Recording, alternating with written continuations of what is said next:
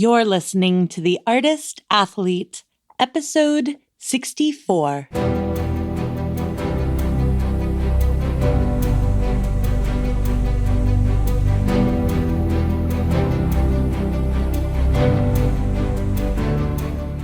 This podcast is dedicated to CIRCUS. It's a place for professionals in the industry to share their stories, viewpoints, and information, and a place for everyone else to get a sneak peek into this world.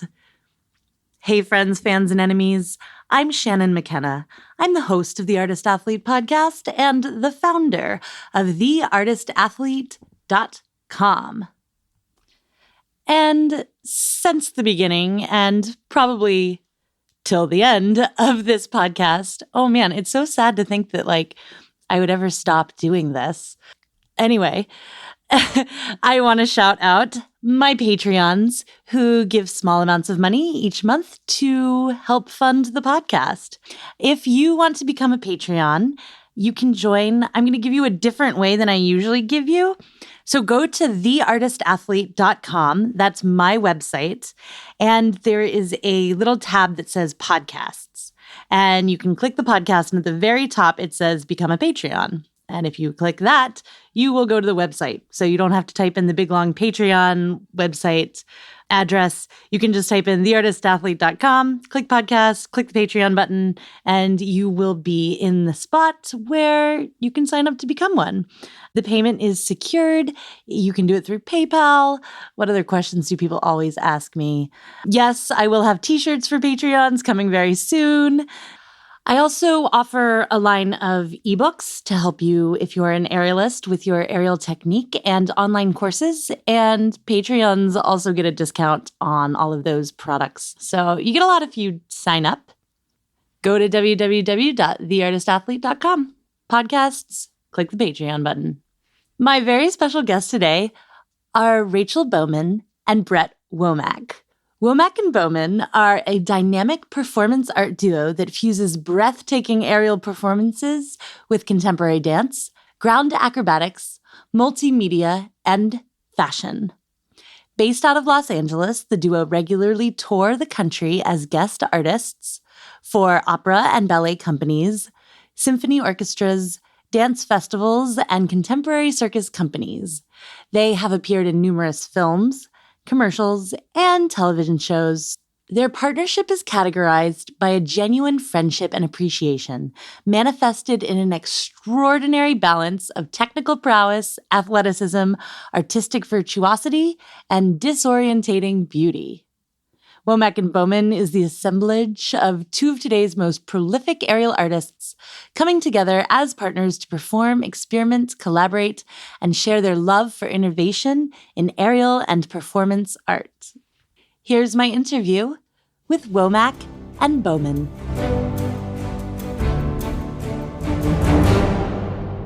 Womack and Bowman, Rachel and Brett, I should say. Welcome to the Artist Athlete podcast. Thank you. Thank you. Thanks for having us.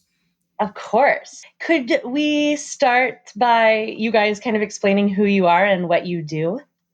Yeah, for sure. Well, my name is Rachel Bowman, and this is Brett. Hi, I'm Brett. And we are aerialists and we are entrepreneurs, and we own a studio here in Los Angeles called Womack and Bowman The Loft. And we also perform aerial, and we have an online business as well.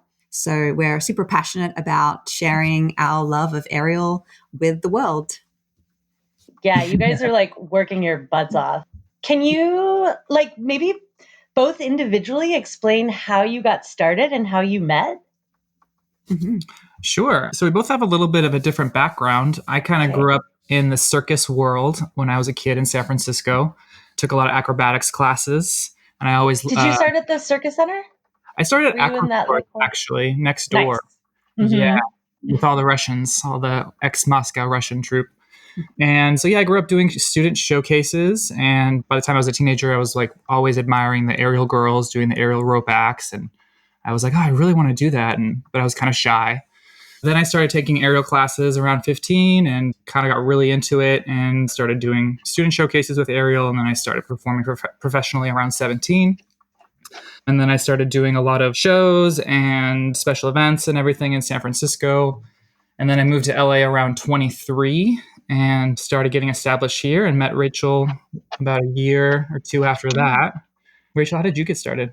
Yeah, so my background's a bit different than Brett's. I was a ballet dancer growing up and then sort of switched over to aerial about 20 years ago now. I was thinking about that today. About 20 years ago, switched over to aerial. I studied at NICA briefly at the National Institute of Circus Arts in Australia. That's where I'm from, in Melbourne.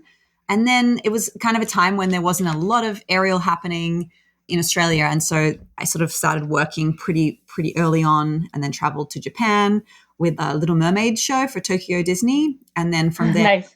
Yeah, it was really fun doing harness work there. And I actually studied aerial on my days off with a Japanese circus company. So that was a really amazing experience. And then from there came out to the US and started gigging both as a dancer and as an aerialist and sort of kind of riding that crossover wave of the dancer aerialist. And I briefly formed my own company as well and sort of dabbled with choreographing aerial, and then met Brett and really sort of dived into our company together, which sort of became multidimensional. We started out performing and sort of went out from there. We tried a clothing line and and all sorts of different things. We've really had fun with sort of experimenting with our brand. But yeah, that's basically how we came together. Yeah, we're very experimental. I think we both really like to take risk and are willing to try new things and explore all realms of aerial arts and business. Yeah, one of the big things, actually, I was talking to someone right before I had this interview. I was training and I was like, oh, I got to go run. I'm interviewing Womack and Bowman. And they were like, you should ask them about starting their business online. Mm-hmm. Because I feel like you guys were kind of the first wave of people to start to put aerial online in an educational way. So it wasn't just like, these are videos of people doing cool things. You guys were one of the first to be like, this is how you do those cool things. Mm-hmm. What was that jump like? Yeah, it's a great question. I think it sort of happened pretty organically, like as instructors ourselves. We've been teaching for a long time, and we started really posting on Instagram, and we're getting a lot of engagement with people and students around the world. And a lot of people would sort of DM us and ask if we could help them with different tricks and sequences and things. Mm-hmm. So we sort of felt like it was almost like a natural progression for us to go from being instructors at our studio as well as around the world when we would travel to then going on into the online realm, because we aren't able to get to all over the world to all those studios that we'd love to go and teach at. So this was a way for us to kind of reach out and connect and help those that were in more remote locations. And maybe didn't have access to higher level aerial trainers. I mean, there's so many remote locations that don't even have coaches, you know? So completely. You could definitely tell that the world was changing with Instagram and all that. So we were like, okay, there really is a need for quality education, because people are going to, the people are already learning on YouTube. They were already learning on Instagram. And it was like, okay, this is one, like not necessarily the best thing. Like people really should be very grounded and have a good understanding of the basics and just have good education before they try anything that, they might get hurt doing. Yeah. Yeah. We really wanted to facilitate that, like helping people to train and get to a higher level and to achieve their aerial goals from wherever they were in the world. So they weren't restricted by where they lived. Yeah, I struggled with that a lot when I was starting my company, and I don't know what it is, but that kind of like, you have to have a coach in person to progress. Right. I think that was because that's the way I progressed. Right. Yeah. That's the reason why the course that we made was for the intermediate advanced aerialist, because we're like, okay, you have to have a good establishment, at a studio first before you can learn online. Exactly. Like it was just something we felt strongly about that. Yeah. We really do focus on the intermediate to advanced aerialist for sure with our online offerings. Yeah, that makes a lot of sense. I want to go back. How did you guys how did you meet? What's the story? I'm sure you have one that's like you saw each other from across the room and were like, we're going to be business partners forever or something. Like what was that like? How did you build this relationship that you have now?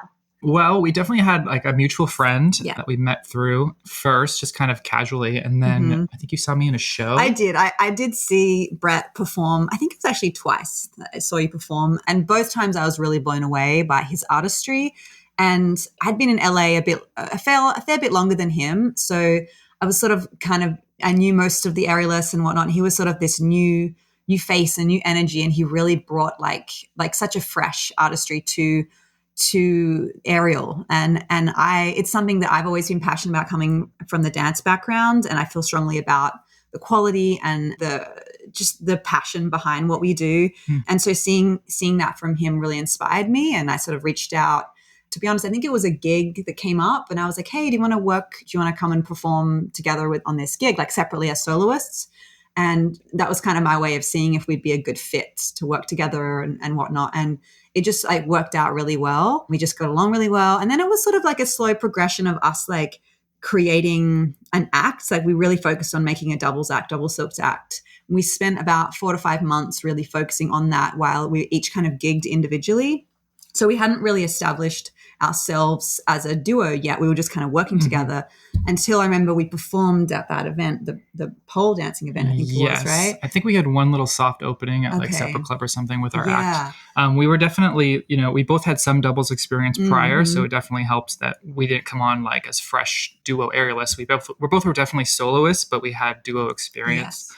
But like both Rachel and I have not necessarily the same style, but we're both very like expressive movers. I think that's why we kind of got attracted to each other, but we're also super different. Like, I don't know how to explain it, but like, I mean, Rachel's such a beautiful dancer, but I'm also like a mover, but like as personalities wise, like I'm really like, I guess the more like grounded, like chill one. Totally. And she's very much more like, pow, wow, in your face. Like, says what she wants to say, So it's kind of a nice balance because we kind of balance each other out a little bit. So it was just a good partnership from the start. And we're both like super, super hard workers and like perfectionists. So like we were just training our asses off. I mean, we've always been that way. We both train like constantly. So we definitely like vibed on that level.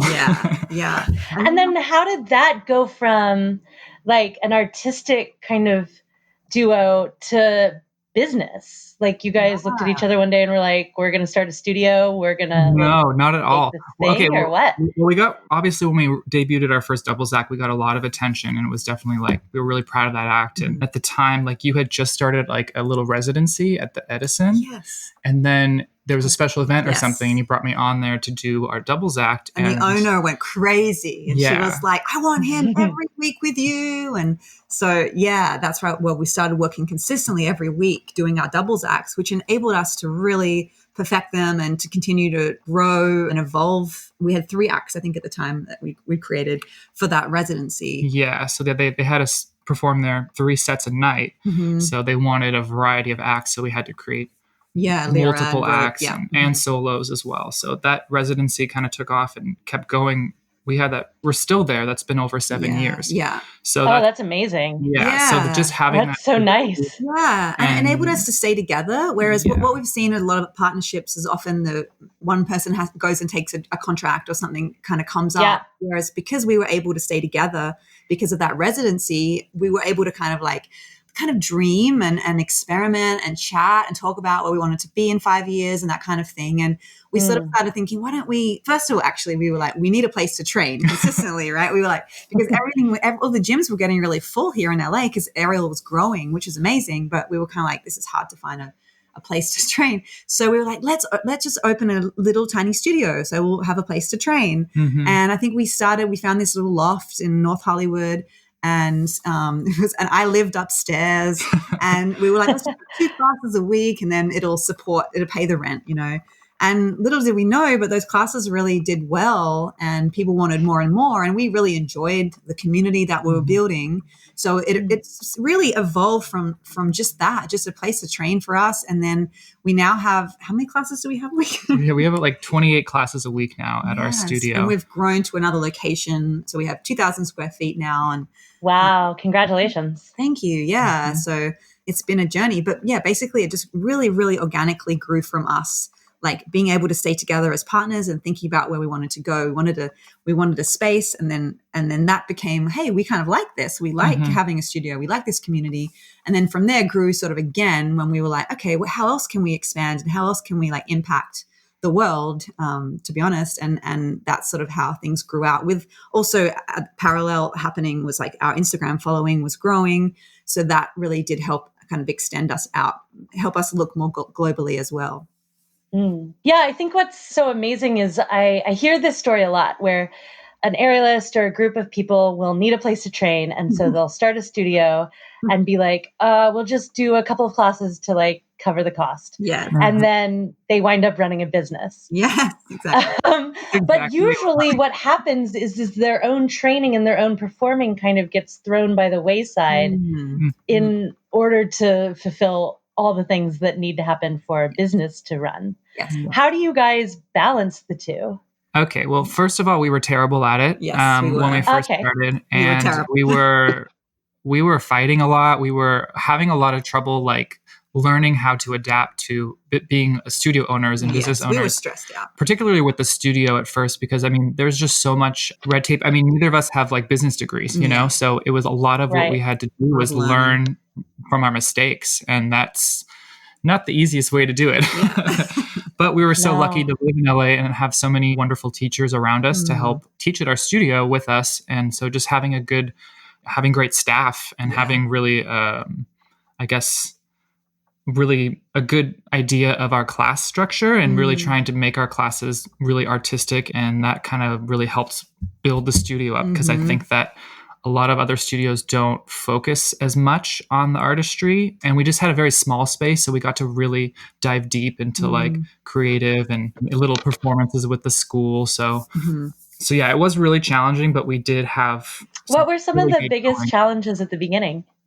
I think it was when we were trying to create new acts. I remember doing our acro act. And then, so we're sort of at this, like, we wanted to challenge ourselves as artists and learn new skills, like hand to hand, that kind of thing. And the same time, the studio was growing. And so we were getting constant emails and, you know, just issues with, you know, I mean, just general sort of things that you would have at any studio, like emails from clients, emails from teachers, just needing us, which as they should, which is totally fine. This is before we had a studio manager. So we would be training and then we'd be running to answer emails or phone calls, like in between our training, trying to meet our artistic goals at the same time. So that was definitely something that was challenging. With the way that we finally, eventually, we're a little late to the game, but we finally got a studio manager. And now, thank goodness, she's amazing, Lena. And we're able to outsource a lot of those emails and calls and things to her. So we are able to focus more on our training still to this day, but definitely took us a little while to learn that. We thought we could do it all. And we were a little bit afraid, to be honest, of hiring. Like we were like, well, we can't afford to hire people. But now we've definitely learned that there's many times where that is actually so worth it to hire and outsource and delegate to free up our own time to focus on what we need to do.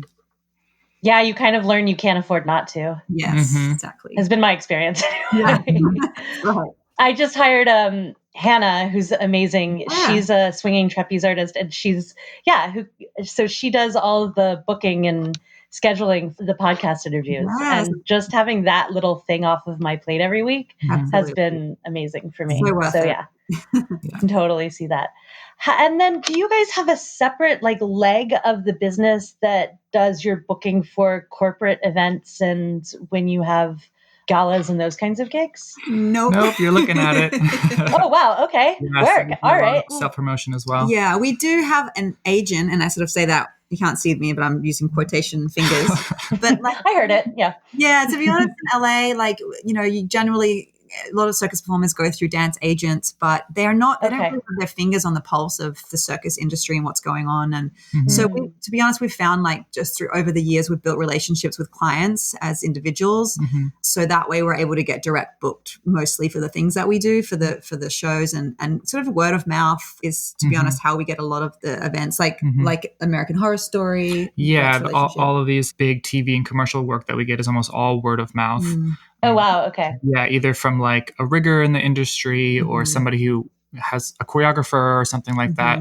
Because the aerial world is very small. Even in LA, like there's kind of like, I don't know, a certain like, there's a certain, I don't want to say like A group or B group in LA. Like there's definitely people who've been around a long time. And I think that a lot of us kind of know each other. So a lot of us definitely recommend each other for different jobs. So, you know, like, I don't think I've even ever really booked anything from like an agent. Or an audition. Like we don't even go to auditions. Like, I mean, a lot of people do go to auditions. I mean, and they do book a lot, but like for us, it's just like, I don't know. It hasn't been a priority like for the last few years, just because we've been focusing on our business as well as our own sort of passion projects. But yeah, we do really enjoy those fun gigs when they come up.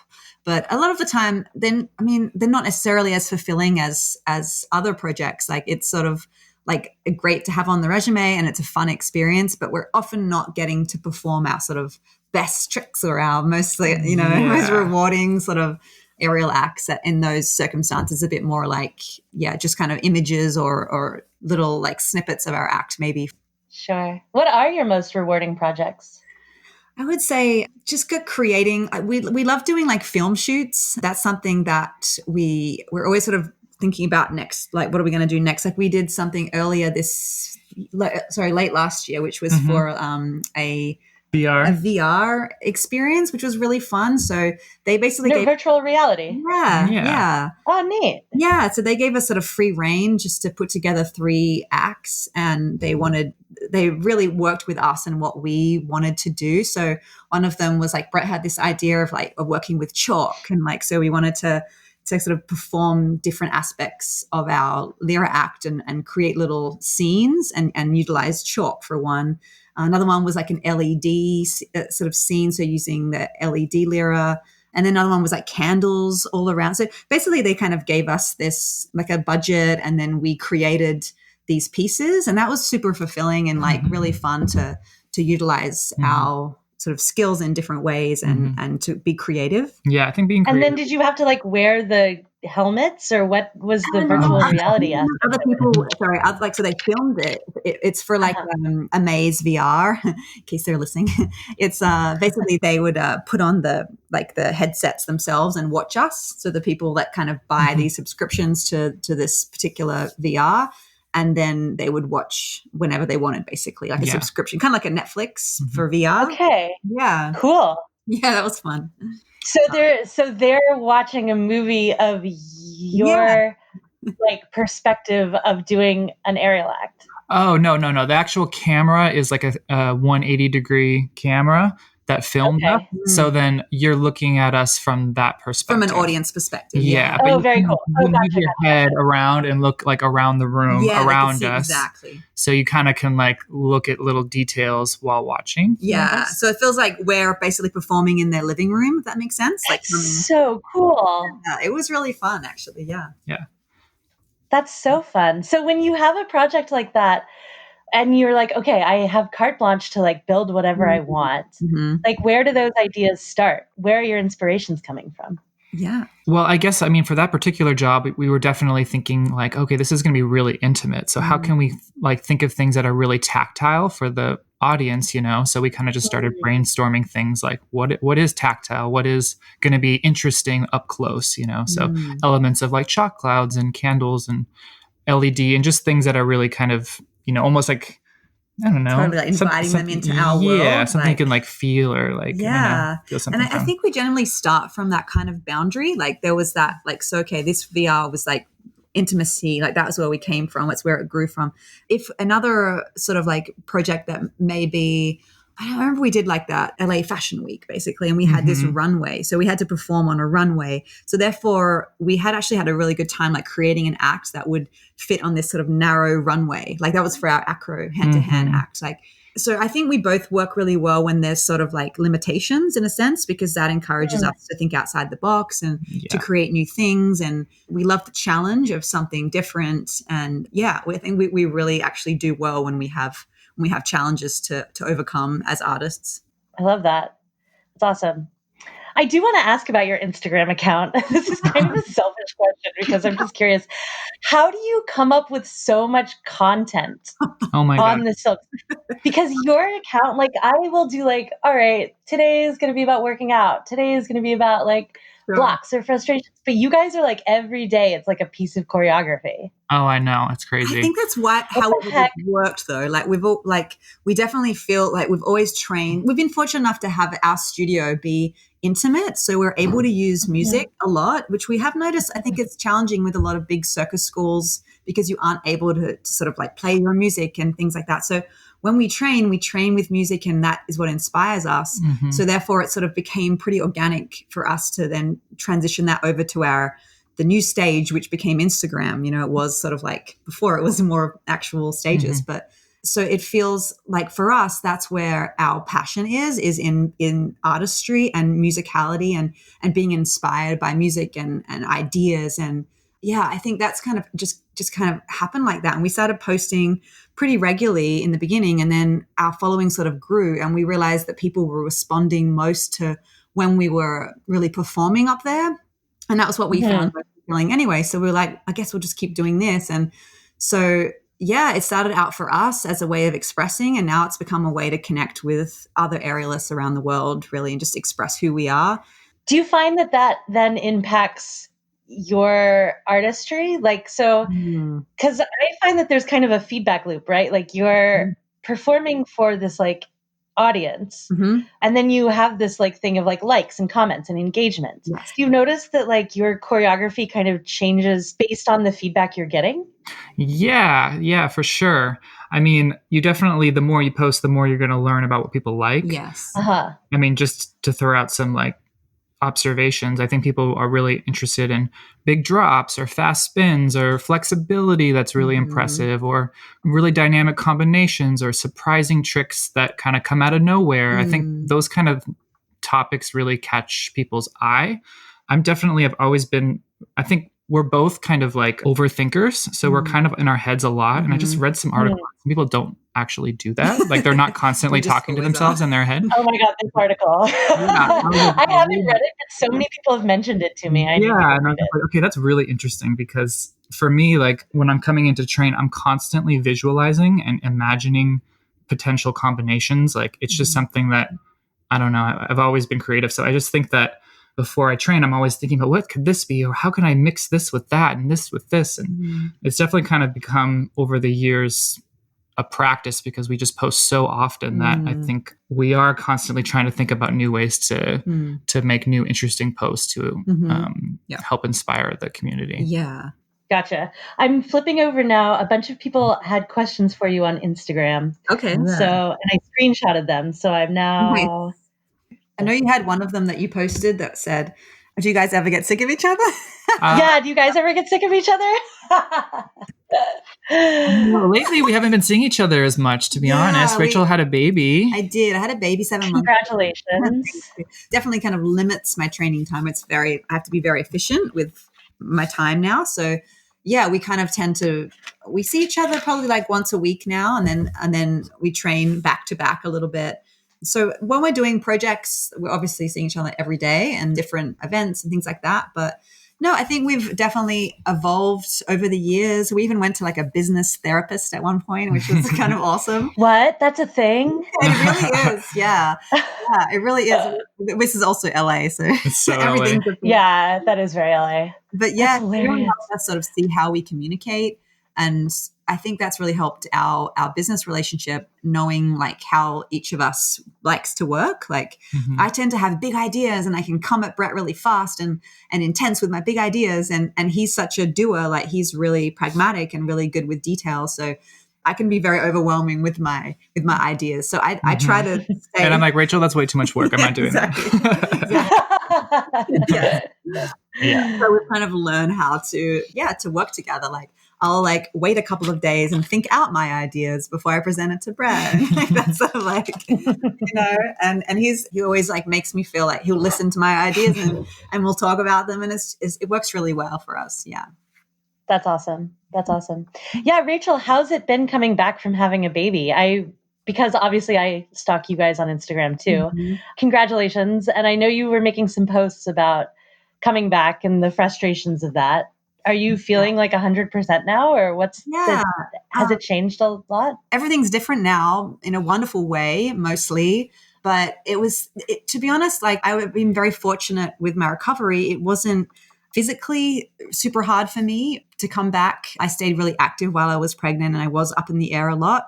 But the challenges have been more mental and emotional, which is something probably a lot of mums can relate to, is just kind of figuring out who I am now that I have a baby and now that I'm a mom. Sort of like trying to like integrate those two sides of me, the performer, the artist and businesswoman, as well as the mom. So that's definitely where my challenge still is. And I definitely don't have all the answers. Absolutely do not. But from what I'm learning from other moms and other people that are observing me, which sometimes I feel like is the best way to even gauge your own progress, can be like from the outside eye, is that I'm just going through it, and in going through it, I'm being successful in doing it, getting to train as much as I can, being the best mom that I can, even though I'll feel like I'm not doing well at both of them. Many days I'll feel that, but at the same time, I do know that I'm doing it, and that's all that matters right now. So it's an amazing blessing, and I'm so grateful for my daughter. And I'm excited to see where the future goes. I'm still learning, definitely still learning every day, for sure.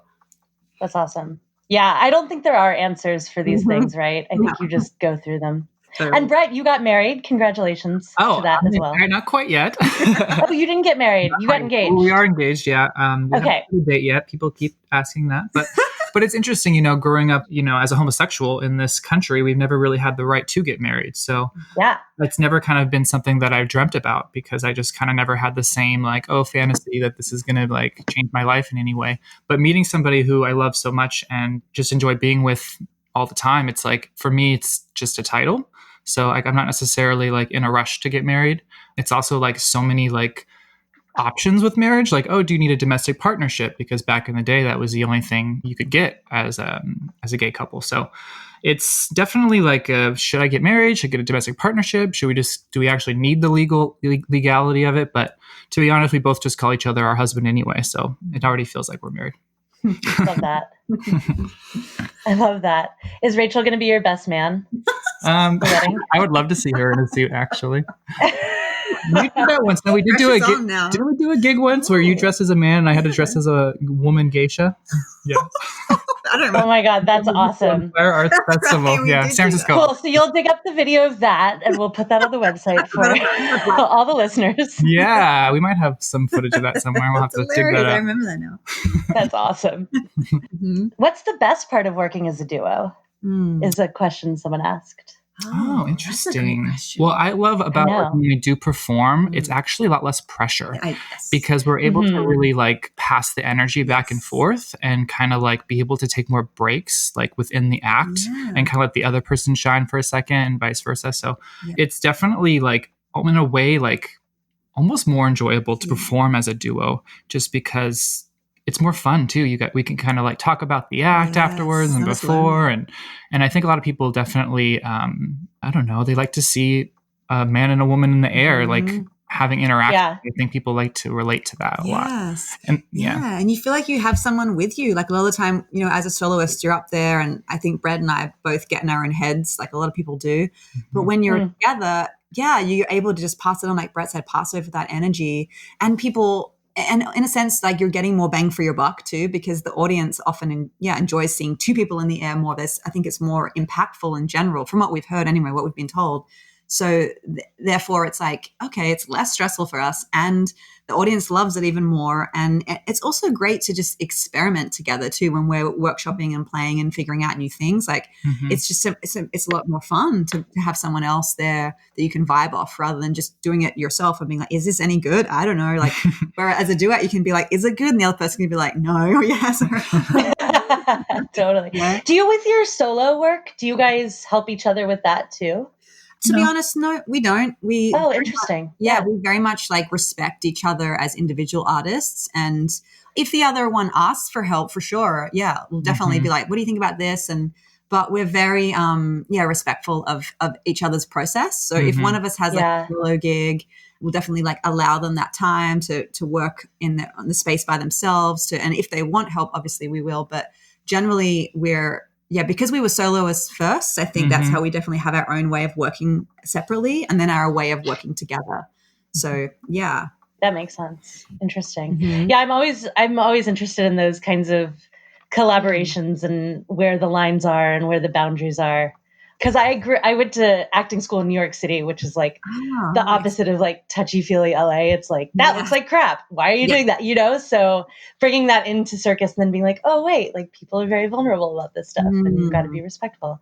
So it's always interesting to hear like how people collaborate in those spaces. Yeah, I think we do definitely like tend to be quite intimate with our own processes and so and internal as well with how we develop our acts, like whether it's coming from an intention or coming from the music itself. But often it sort of takes like introspection and time alone to really to dream up those acts. And it's sort of an unspoken thing, to be honest, that we have between us, I think, is that how we treat our acts very seriously and almost like little children or something that we're developing. Yeah. And I know that. No, they are. They're very precious. Yeah. I get that. Totally. Yeah. For sure. You talk a lot about your artistry and your expression. And the artist athlete is this kind of like balance of technical ability and artistic expression. How do you balance the two? Someone asked how do you bridge the gap between taste and skill? Interesting. That's a good question. Because I'm almost equally inspired by both. I mean, I love technical work as well. Yeah, mixing the two. I mean, I just feel like it's just more you got to have one and the other, to have a strong act. Yeah. So I think, I don't know, you have to work equally as hard on both. Yeah, I think that's something that we like talk to our students about too, is that like, unfortunately with acting, there, of course, there is technique to it too, but there, once you learn your lines, you can kind of get lost in the character, right? Whereas with aerial, I feel like it's definitely more challenging because you need to stay focused on the technique and the trick that you're doing to be safe, obviously, and to execute it well. So for me, I just like to be, and I think you might do this too naturally, Brett, is just to be so rehearsed, so trained, run the act so many times that it's just in the body, that it's become like those, like the script is for an actor, and it's just is in the body, and then you are able to express the music, and then you're able to create that intention and to express what you want to say and to be that storyteller and to be that artist. But unfortunately, depending on how you're looking at it, I feel like it needs to come from a place of strong technique, which just takes time and time and time, and showing up and putting in the work like a writer does, sit at the desk for 6 hours, no matter what. Even if you have writer's block, you still sit there.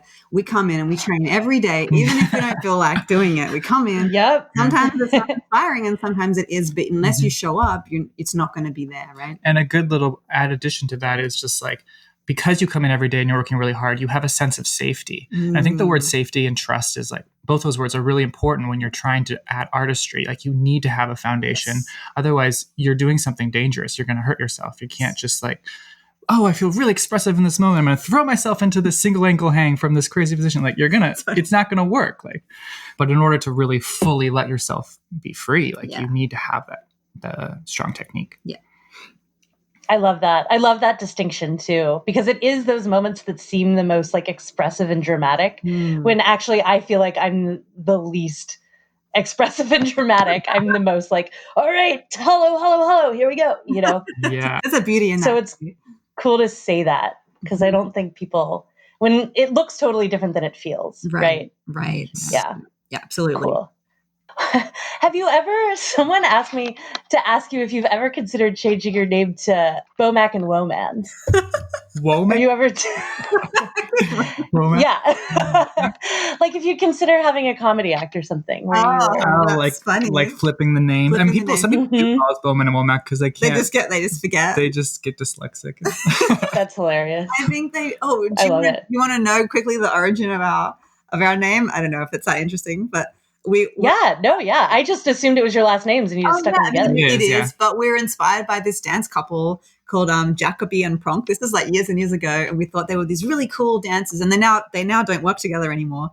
but they were this like duo ballet dancers that traveled around the world performing together, like guesting at special events and things like that. And they also had like a really interesting YouTube presence. Like they would make these really interesting videos, which kind of inspired us in the beginning to like make an artistic video that was very much like filmed on a roof. And like we were like really inspired by them. And that's kind of how we got. We were like, let's just go with our last names. Yeah. And then it sort of like expanded out to our studio, and we're kind of like, maybe we should have thought about, like, when we have odd kind of weird last names, like people think we're like lawyers or something. I know, it's like our studio's name is like Womack and Bowman the Loft. It's like such a mouthful. Like it should just be like, you know, like Aerial Land or whatever, but we just kind of kept it all under the same brand, I guess. Yeah, it's just evolved from there. But then what's in a name, right? No, I kind of love it. And everybody knows it now as like they associate it with Ariel. So you've done your job for sure. Yeah. How long and how often do you train? You talked a little bit before about how you come every day and like writers, even if you have a block, you sit at the desk. Or you go in the air. Is your kind of strategy like, okay, from 10 a.m. to 1 p.m., like that's training time? Or are you a little bit more flexible in your days? We're not really very flexible. We're pretty stringent. Okay, so Brett's more of a night owl. I'm more of an early bird. So kind of in the morning times when I do a lot of like writing emails and kind of marketing, that kind of business stuff. And then for me, I come into the studio generally from 12 till 2 with the baby generally these days, and get as much done as I can in that time. And then we have some sort of crossover time sometimes if we have to either rehearse an act or something like that. We'll work together, or even just have business meetings together. And then I'll kind of stick around. I do a little bit of work in like the early afternoon, and then I'll come here, work a bit more here, and then I'll start training like late afternoon. I'll train for, 2-3 hours. Both of us are kind of around like 2 hours at this point. Hours, and then I'll sometimes go to the gym and do a little bit of weights 3 times a week as well, just for cross training. I find cross training really important for injury prevention. But so generally 5 days a week. Yeah, right? 4 to 5 days a week, I'd say. Yeah, that's kind of average, plus gigs if they're around. Things always change. Yeah, if we have a gig. You guys have an aerial retreat coming up. Somebody asked specifically, what should they expect from your aerial retreat? This is like one of them. We're really excited about Arise. It's an aerial performance retreat. We started it in 2018. We had our first retreat.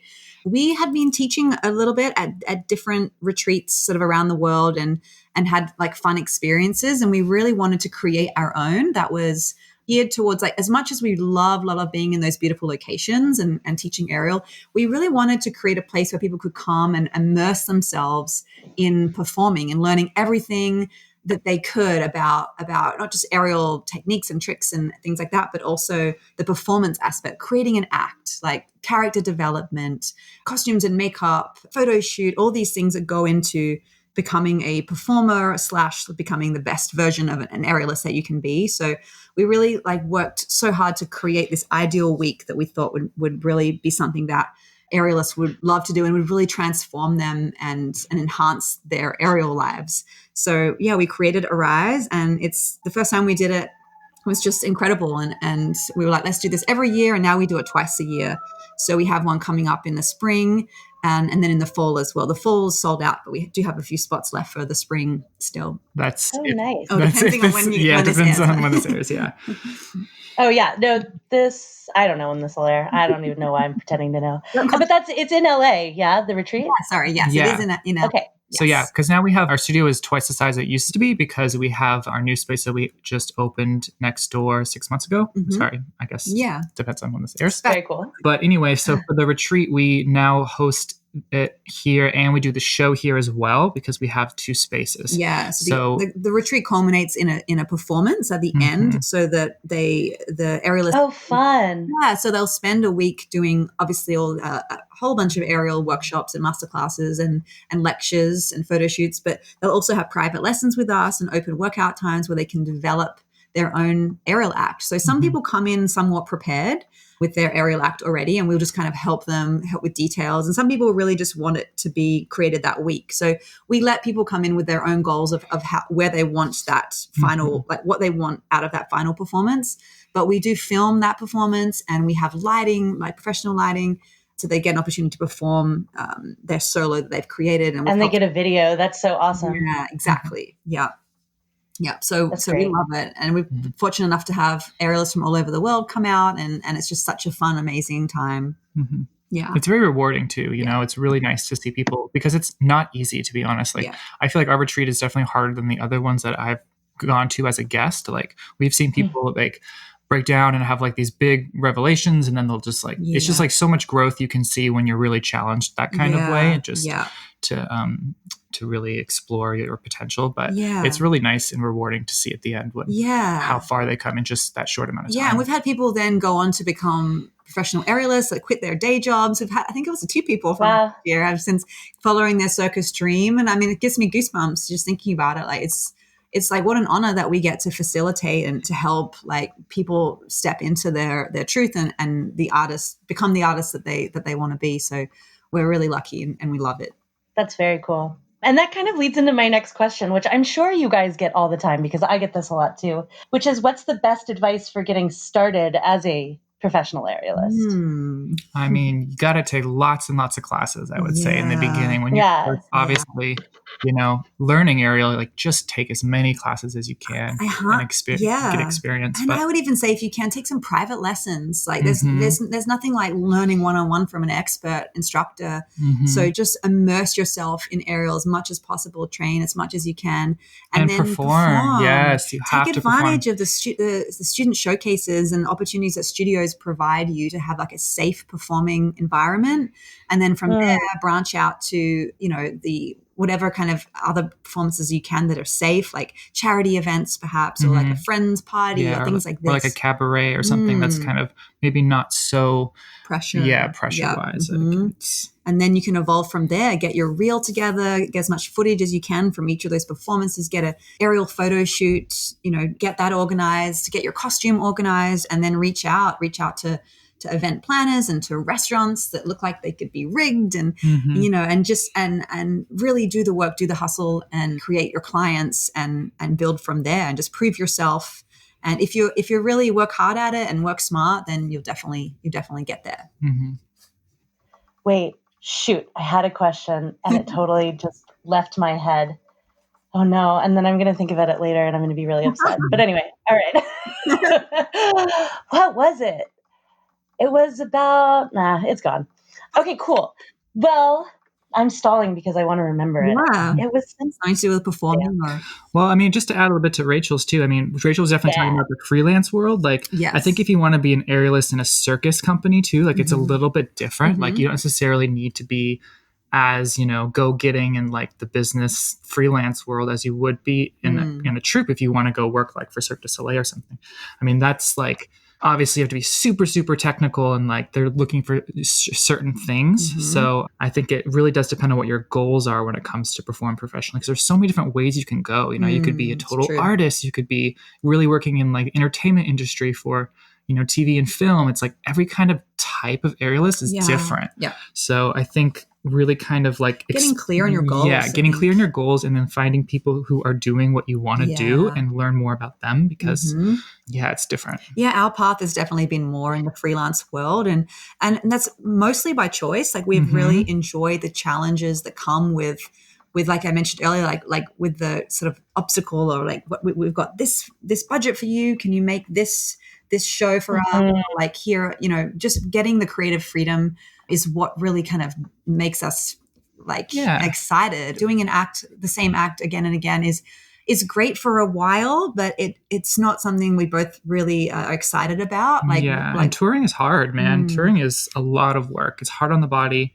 And it's hard if you are a very creative person that wants to continue to make new projects. It's very much a job, you know? At the same time, stability too. So it is stability. So there's that trade, you know? And if you're in a really good show, that's different. But if you're in a show, you're kind of like, I feel like I could do something more interesting. Then it's another story. No, but I love that you bring that up, that it's like there are so many different paths to take as a professional aerialist. Absolutely. Yeah. I totally remembered my question, so thank you for all of that amazing information.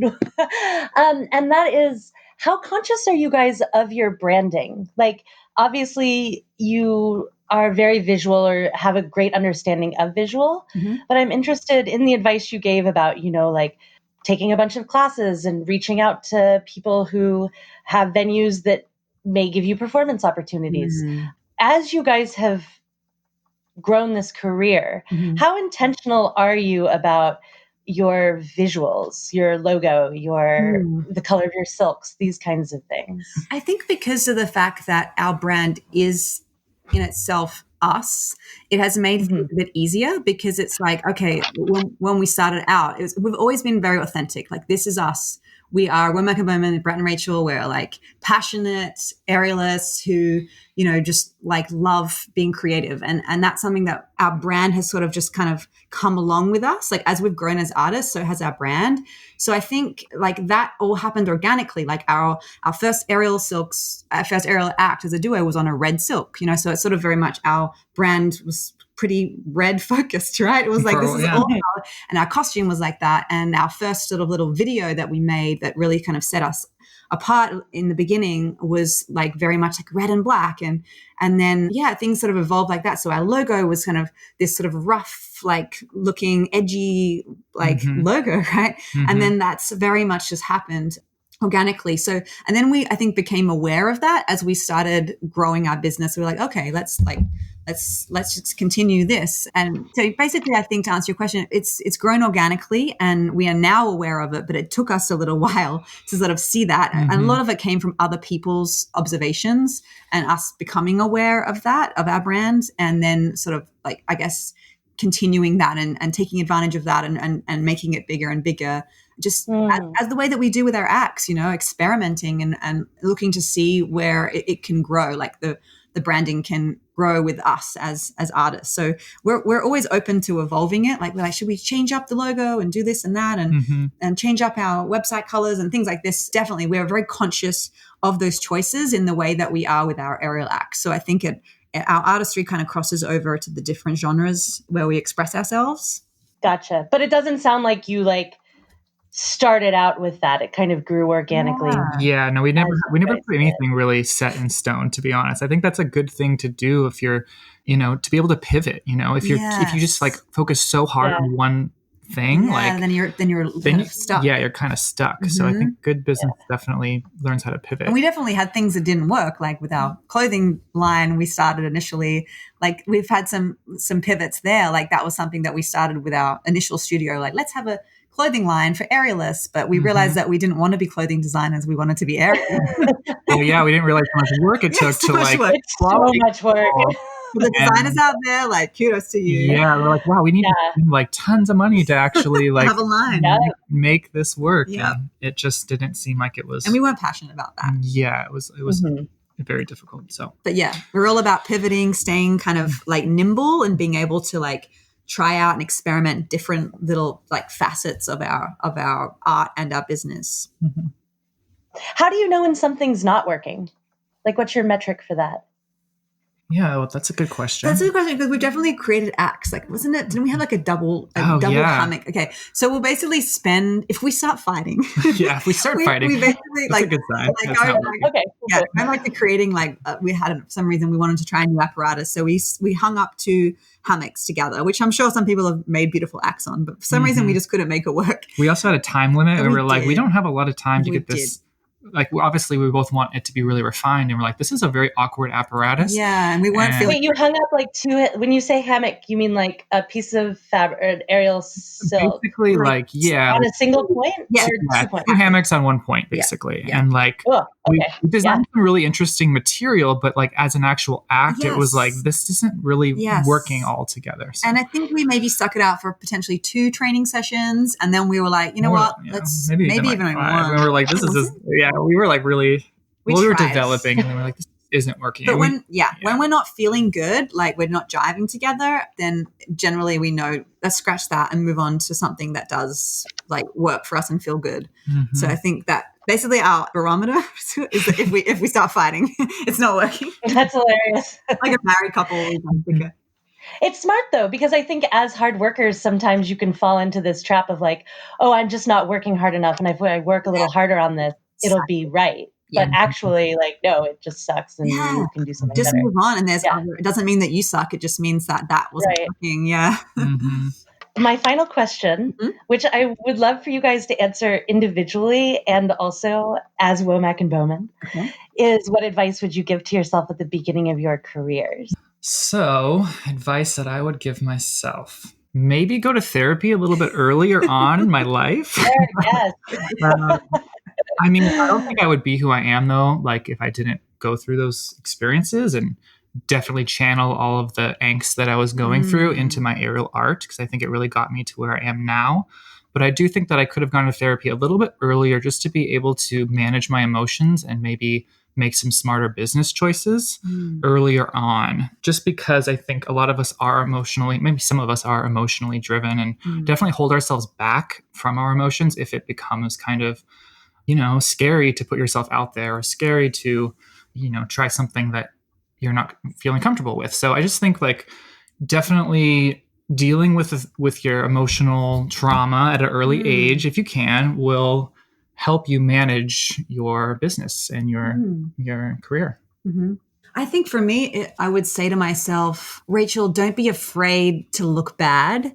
I feel like sometimes I held myself back from excelling, from trying things because I thought I would be bad at them. Like when I was in my early 20s, like trying something different or trying a class that was maybe like more advanced, or, I think that is something that if I got that into my head a bit earlier, then I would have gotten to where I am and maybe even further, like faster, because I would have just been like, okay, I'm a beginner at this. I'm going to just try for it, rather than being worried what people think of me and, oh no, I'm not good enough. That kind of like insecurity that often, I think a lot of us deal with, but for me, I dealt with definitely in my 20s and early 20s, particularly.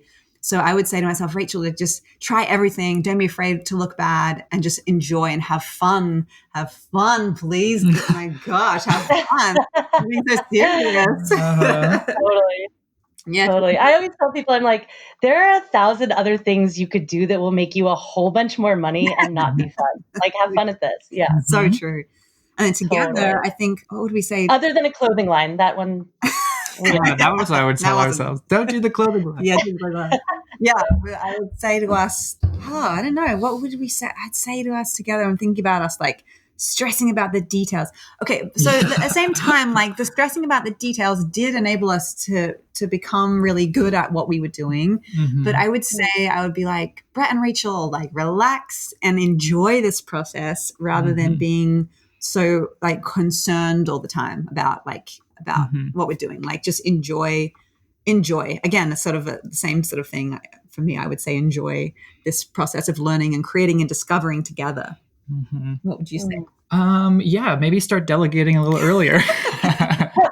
I think there's nothing wrong with asking for help. Yeah. And I think that both of us kind of sometimes get stuck in our own little worlds, and it's important to be able to ask for help, because I think that people want to help. Yeah. It's something we don't think for sure. Yeah. And there's so many wonderful people in the community that I think that there's a lot of places to outreach, and don't be afraid to do it. Yeah, that's a good one. Yeah. Sweet. Well, thank you guys so much for coming on the show. Thanks so much for having me. This was so fun. Yeah, thank you. It's awesome. Well, y'all have a good day. Take care. Thanks, Shannon. Bye. Bye. That was my interview with Womack and Bowman. The biggest thing that I got out of this interview, and I wonder if you guys did too, and it's kind of funny that I actually was shocked by this, because I too am an aerialist, a professional aerialist who trains really hard every day and also does this kind of online hustle where I'm on Instagram, I'm selling ebooks, I'm creating a podcast that you're listening to right now. But talking to Rachel and Brett about just how hard they work. And if you're one of their 102, I think they're at 102,000 followers at this point, Womack and Bowman on Instagram, you see them doing these beautiful choreographies every day. And the way that they're so prolific is that they just show up.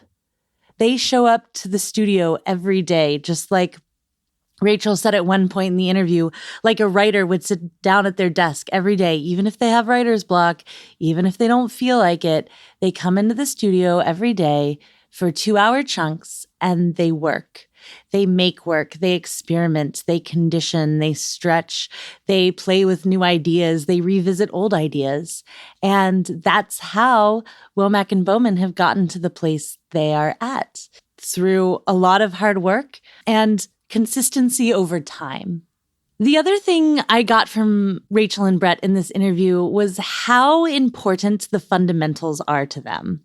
And when you watch them online, they're doing these beautiful artistic movements in the air, but they talk about how important safety and trust are when you're talking about artistry. And Brett said in one point, in order to let yourself be free, to have that expression in artistry, you have to have strong technique.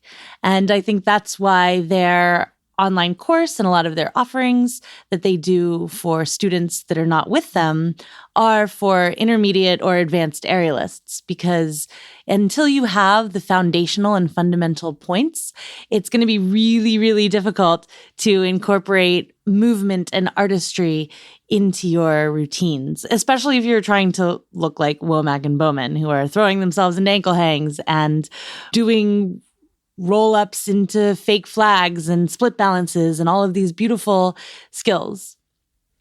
So keep working hard on your fundamentals, take the time and show up, and remember that a professional aerialist can look like a lot of different things. It could be someone on stage with Cirque du Soleil or a big circus company, or it could be someone like Rachel and Brett, who have carved their own way in the industry. The path is up to you, and it has nothing to do with your technical level. I want to stress that because I feel like sometimes there's this hierarchical idea that like, oh, if you're the best artist in the world, you're in Cirque. And if you're not in Cirque, you're not the best. But some people want to have lives with other people who aren't wanting to tour all the time or be on the road, or they have a more entrepreneurial bent in them and want to start fashion lines or studios and see other people grow and spread their passion of aerial arts that way. To find Womack and Bowman online, you can go to womackandbowman.com. On Instagram, they're Womack and Bowman. They're Womack and Bowman everywhere you look. Likewise, on Instagram, I'm at _artist_athlete. My website is The Artist Athlete. Everything else is The Artist Athlete as well. And that's all. Thanks for tuning in, friends, fans, and enemies. I'll talk at you next week.